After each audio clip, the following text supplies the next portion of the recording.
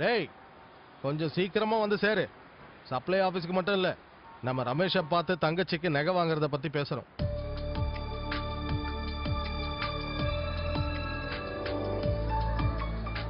நீ சரஸ்வதி மட்டும் இல்ல, என்னோட மகாலட்சுமி. 25ஆம் தேதி வந்த உடனே என்னோட நேரமே மாறிடும்.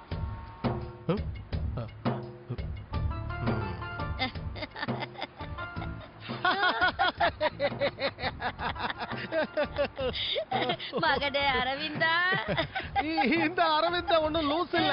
கடன் கேட்கவும் மாட்டேன், கொடுக்கவும் மாட்டேன். உன்னை பத்தி எனக்கு தெரியாதா? நீ தங்கம். சோப்பு போடாத சோப்பு. உன்னை பத்தி எனக்கு தெரியும். இந்த கிழவிக்கு நீ கண்டிப்பா கொடுப்ப. இங்க பாரு, மேல கைய வச்சு பேசாத. எடக்கு முடக்க ஏதாவது ஆயிடுச்சுன்னா நான் வேற கல்யாணம் ஆகாத பையன். கடன் கொடுக்கலாம்ல, பாவம். அது யாரு மேஜிக் அடியில? நீ அடிக்கடி சொல்லுவல்ல எனக்கு கடவுள் கொடுப்பாருன்னு. ஒரு வழியா கொடுத்துட்டாரு சரஸ்வதி. நானும் பாக்குறேனே, என்கிட்ட காட்டு. ஓ, என்ன நேரம், என்ன ஒரு அழகு. நான் இதை எல்லாருக்கும் கொண்டு போய் காட்ட போறேன். வேண்டாம் இரு. எல்லாரும் இத பாருங்க. நம்ம அரவிந்த கட்டிக்க போற பொண்ணு. அதனால சந்தோஷமா பாடு.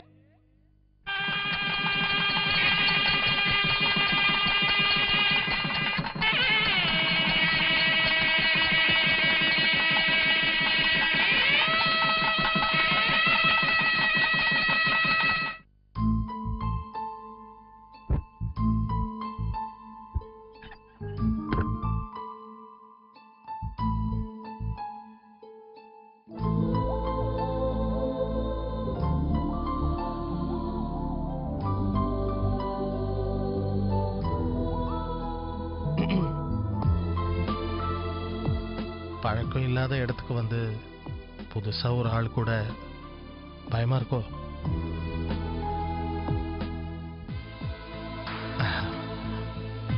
உன்னை பார்த்ததுல இருந்து எனக்கு ஒரு, அது என்னது, எப்படி சொல்றது, ஒரு இது அடிக்கடி உன்னை பார்க்கணும்னு தோணும்.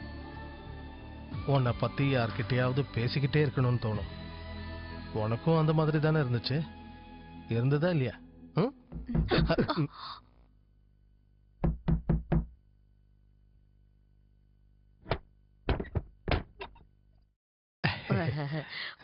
உன்னை மறந்து நீ தூங்குவேன்னு எனக்கு தெரியும்.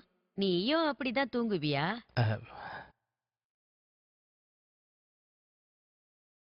கல்யாண வீடுன்னு தெரிஞ்சாலே திருடன்களுக்கு கொண்டாட்டம் தான்.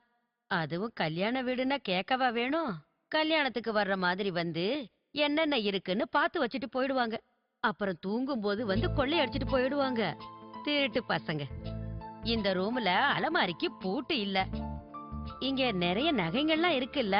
சரிம்மா, நான் பாத்துக்கிறேன். இரு, நீ நகைங்களை கொண்டாந்து என்கிட்ட கொடு. ஏன் ரூம்ல இருக்கிற அலமாரியில நான் வச்சிடுறேன். இல்லன்னா என்னால நிம்மதியா தூங்கவே முடியாது.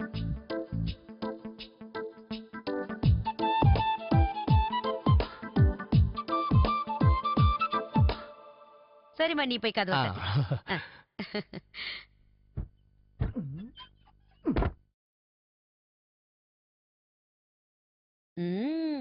எல்லாத்தையும் பார்த்தா 50 பவுனுக்கு மேல தேரும்னு தான் தெரியுது. அவங்க என்ன பைத்தியமா நீ கேட்டதுக்கு மேல குடுக்கறதுக்கு? அவங்க வீட்டுல வந்தவங்க எல்லாம் வசதியானவங்க. போது நிறுத்து. நீ கேட்ட மாதிரி நகை நட்டெல்லாம் போட்டு அனுப்பிச்சிருக்காங்க.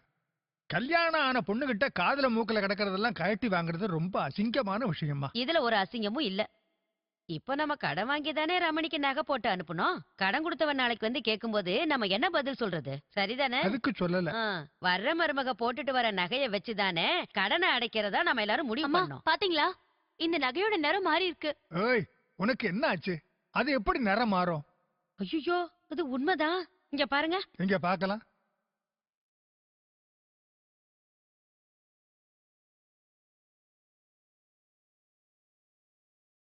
ஈஸ்வரா, வேற பிசினஸ் பண்ணலான்னு யோசிச்சுக்கிட்டு தான் இருக்கேன். நம்ம வாழ்க்கையில ஒரு பொண்ணு வந்ததுக்கு அப்புறம் மாற்றங்கள் வர்றது சகஜம் தானே. இப்ப உன் மூலமா லக்ஷ்மி வரப்போறா.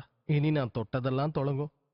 நீ வேணா பாரு, அது நடக்கதான் போகுது. அரவிந்தா, இந்த அம்மா எப்பவும் இப்படிதான். நடு ராத்திரியில இம்சையை பாரு. இப்பதான் பேசவே ஆரம்பிச்சேன். கதவை தர்றா. திறக்கிறேன்.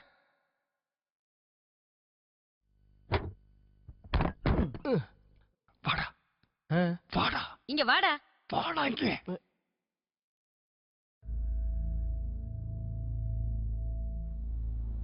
டேய், இதெல்லாம் உண்மையான தங்க நகை இல்லடா. நல்லா பாரு, எல்லாம் போலி. நம்ம நிலைமை என்ன ஆக போகுதோ. இந்த மானங்கெட்ட பொழப்புக்கு அவங்க நாண்டுகிட்டு சாகலாம். இதெல்லாம் ஒரு பொழப்பு. ப்பு. அது அவசரப்படாதீங்க. அவசரப்படாம எப்படிடா இருக்க முடியும்? நாளைக்கு நம்ம வீட்டு வாசல்ல கடங்காரங்க வந்து நிக்கும் போது அப்ப என்னடா பண்ண போற?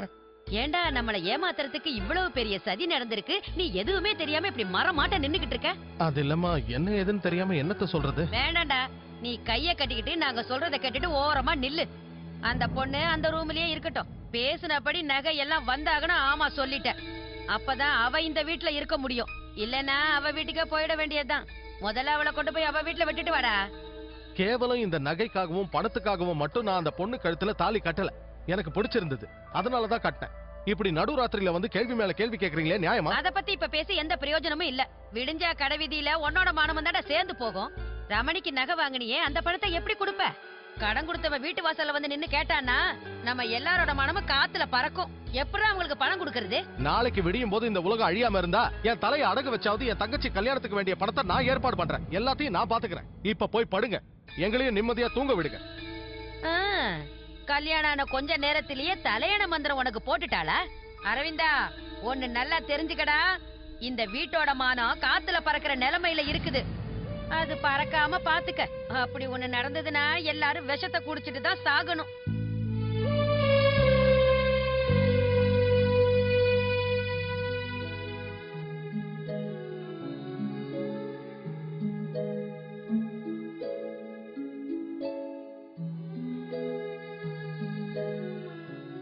அது என்னன்னா, இந்த மாதிரி நடந்ததை அவங்களால தாங்க முடியல.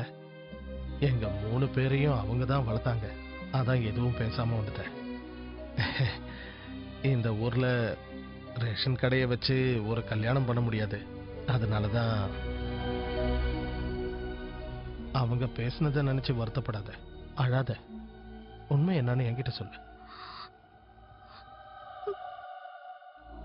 அண்ணனுங்கெல்லாம் இருந்தும் இந்த மாதிரி எப்படி நடந்ததுன்னு தெரிஞ்சுக்கலான்னு தான் கேட்டேன்.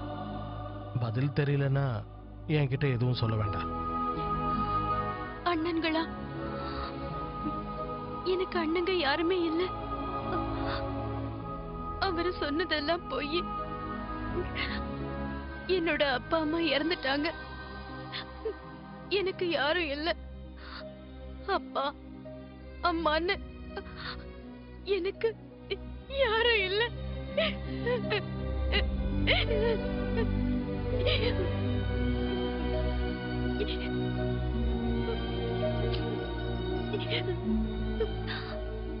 இந்த மாதிரி பொய் சொல்லி எனக்கு கல்யாணம் நடத்த வேண்டாம்னு சொன்னேன். எனக்கு அந்த அதிர்ஷ்டம் இல்லைன்னு அப்பவே சொன்னேன். எனக்கு கல்யாணமே வேண்டாம்னு சொன்னேன். ஆனா என்ன வளர்த்த ஸ்ரீதர் மாமா தான் 1000 பொய் சொல்லியாவது கல்யாணத்தை நடத்தணும்னு சொல்லிட்டாரு.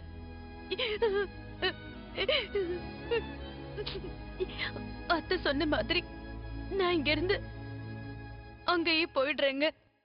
என்னால எந்த கஷ்டமும் வேண்டாம். இனிமே நீ என் கூட மட்டும்தான் இருக்கணும், எங்கேயும் போக கூடாது. வாழ்க்கையில எதுவா இருந்தாலும் நாம சேர்ந்தே அனுபவிக்கலாம், சந்தோஷமா இருக்கலாம். நான் உன்கிட்ட இருந்து இதை தவிர வேற எதையும் எதிர்பார்க்கல.